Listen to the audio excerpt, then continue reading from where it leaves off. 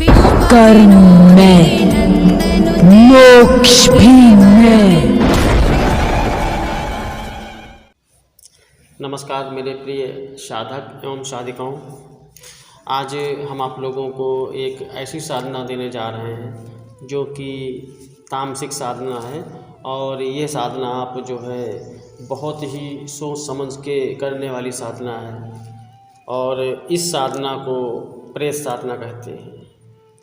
प्रेत एक ऐसी शक्ति है जो कि तामसिक प्रकृति की है और इससे आप कई प्रकार के कार्य ले सकते हैं, यहाँ तक कि षटकर्म। और ये बहुत ही उग्र शक्ति है, लेकिन इस शक्ति को हर व्यक्ति साधना को सफल नहीं कर सकता, क्योंकि जब आप ऐसी साधना करते हैं तो ऐसी साधना में बहुत ही डरावने अनुभव होते हैं और ज़रा सी भी चूक होने पर आपको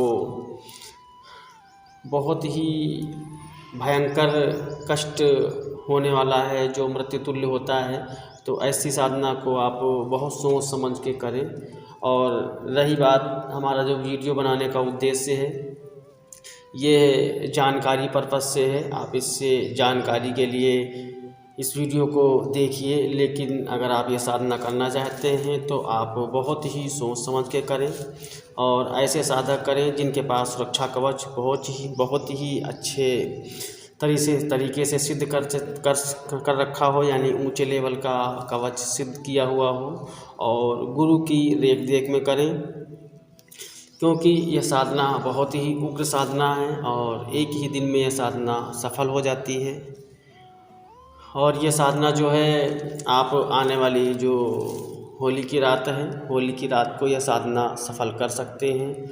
वैसे यह साधना जो है किसी भी अमावस्या की रात को, यानी कि जब कृष्ण पक्ष होता है उन दिनों में आप शनिवार को कर सकते हैं, या आप अमावस्या की रात को कर सकते हैं, दिवाली की रात को कर सकते हैं, होली की रात को कर सकते हैं। और इस साधना के विषय में बहुत ही चर्चा रहा है कि यह साधना बहुत ही उग्र है, लेकिन यह साधना जितनी आसानी से सुनने में आती है कि सफल हो जाती है, उतनी आसानी से यह साधना सफल नहीं होती है। क्योंकि कहना तो बहुत आसान है कि ये साधना एक दिन में सफल हो जाती है, 1 घंटे में हो जाती है, लोग कहते हैं, अपने वीडियो के माध्यम से लोग दावा करते हैं। लेकिन जहाँ तक मेरा अनुभव रहा है कि जो एक दिन की सिद्ध होने वाली साधनाएं हैं, ये इतनी आसानी से सिद्ध नहीं होती हैं। इनके पीछे कुछ विशेष प्रकार के मेहनत होती है, विशेष प्रकार की गुरु कृपा होती है, जिसके बाद ये साधना सफल होती है। तो ये साधना आप संपर्क कर लीजिएगा, और संपन्न होने के बाद आप इसका किसी प्रकार से कोई गलत प्रयोग ना कीजिएगा। जैसे किसी का मारण है, विद्वेषण है, उच्चाटन है, वशीकरण है आदि, ये कर्म आप ना करिएगा।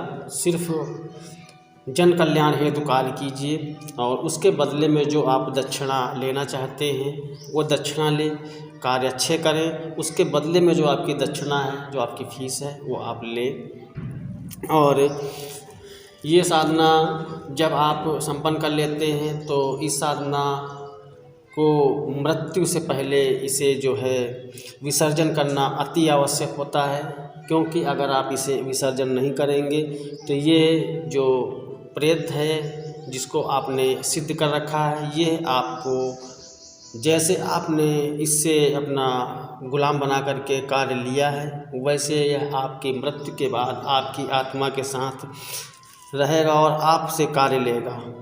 तो इसलिए इसको पहले ही, मृत्यु से पहले ही विसर्जन कर देना चाहिए या किसी को दे देना चाहिए।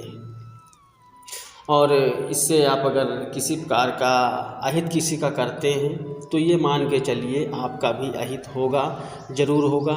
जब तक यह प्रेत आपके ऊपर हावी नहीं होता है तब तक तो आपकी इच्छा और आपकी आज्ञा का पालन करेगा, लेकिन जैसे ही आपका शरीर दुर्बल हो जाएगा वैसे ही यह प्रेत आपके शरीर को कष्ट पहुंचाएगा। आपको इतनी जल्दी मृत्यु नहीं आएगी, आप तड़पेंगे।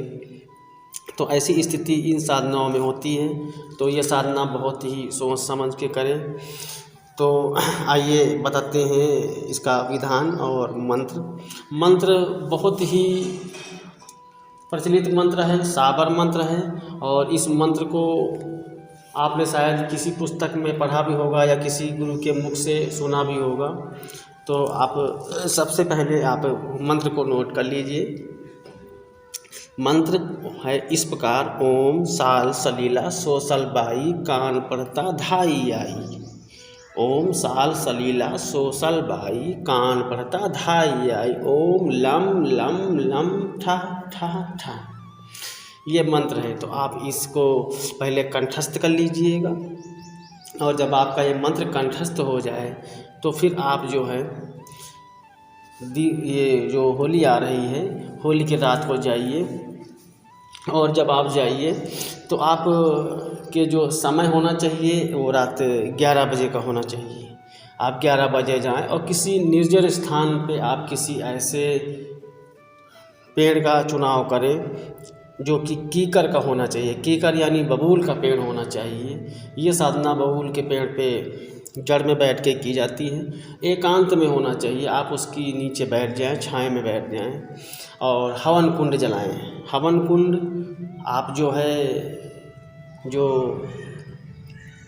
आँख का पेड़ होता है, इसे मदार बोलते हैं, इसकी लकड़ी और बेर की लकड़ी, 2 लकड़ी आप पहले से इकट्ठी कर लें। उनके माध्यम से आप हवन कुंड जलाएं और हवन कुंड जला करके आप इसी मंत्र का जाप करते हुए आप इस मंत्र को इतना जप करें।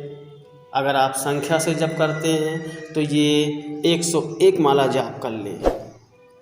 सुनने में तो ज़्यादा लग रहा है, लेकिन ये जब आप कंठस्थ रखेंगे, आप ढंग से बैठ के जाप करेंगे तो लगभग 3.5 घंटे 4 घंटे में आपका ये कंप्लीट हो जाएगा। यानी 4 बजे से पहले साधना आपकी कंप्लीट हो जाएगी।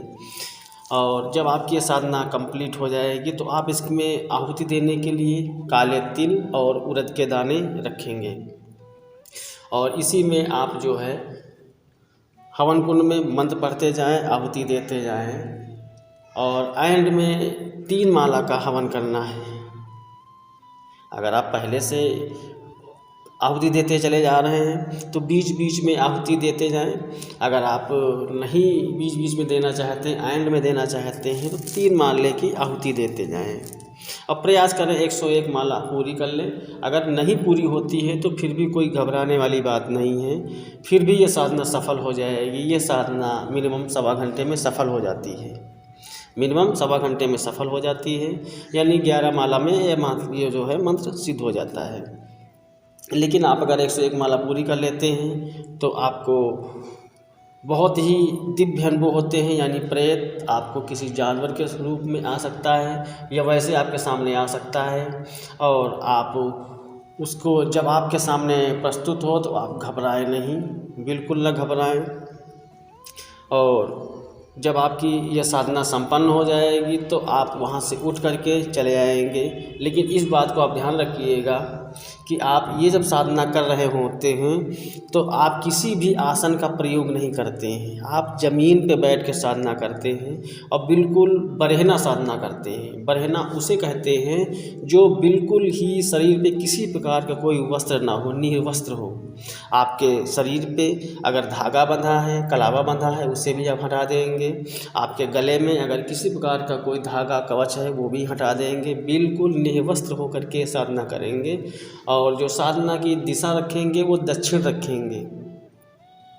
अगर आप चाहें तो माला का प्रयोग कर सकते हैं। अगर माला का प्रयोग नहीं करना चाहते हैं तो वैसे अंदाजे से 11 से 3 के बीच तक जाप, जितना आप जाप कर सके उतना आप जाप कर लीजिएगा।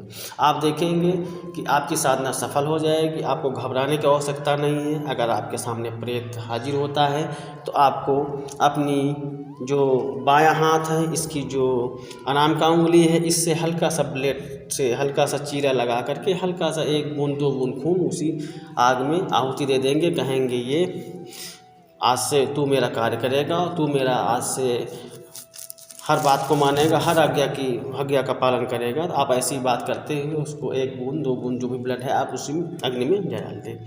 लेकिन आप ये साधना जब ही करें जब आप निडर हों। अगर आप जो है डरते हैं तो ऐसी साधना बिल्कुल ना करें। सुरक्षा कवच का प्रयोग करें, और जब आपके सामने कोई भी अनुभव ना हो फिर भी घबराने वाली बात नहीं है, फिर भी आपका यह मंत्र सिद्ध हो जाएगा। इस मंत्र के माध्यम से आप किसी का भी कोई वैसा कार्य कर सकते हैं। झाड़ फूँक षटकर्म टाइप के जो कार्य होते हैं उन्हें आप कर सकते हैं। और साधना जब आपकी कर लें तो साधना करने के बाद भी आप इसका जाप ना छोड़ें। इसका जाप निरंतर अपने घर पे बैठ के करते रहें, धूप बत्ती जला के करते रहें।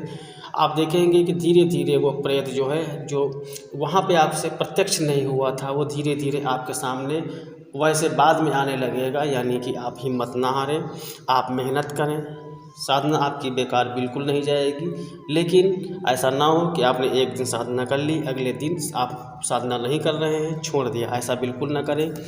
जब तक वो नहीं आता है 10 दिन 5 दिन 11 दिन 21 दिन जो भी हो, अपने घर पे बैठ के आप जो है 21 माला 51 माला 31 माला जितनी भी कर सके धूप बत्ती जला के उतना आप जाप करते रहें। आप देखेंगे आपका मंत्र चैतन्य हो जाएगा और प्रेत खींचा हुआ चला जाएगा और आपको दिखाई भी देगा और आपका कार्य भी करेगा। और जो निडर साधक हैं वही ये साधना करें। और ये जो वीडियो है ये आप जानकारी हेतु रखें। किसी भी ऐसे बगैर सोचे समझे इस प्रकार की जो साधनाएं हैं, ऐसी साधनाएं मेरा मानना है आप कतई ना करें। बहुत सोच समझ के करें, अपने गुरु के देख देख में करें।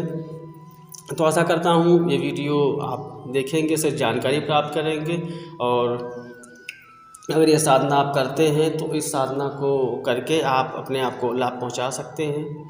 हमारी मंगल कामनाएं। नमस्कार। जय शिव शक्ति।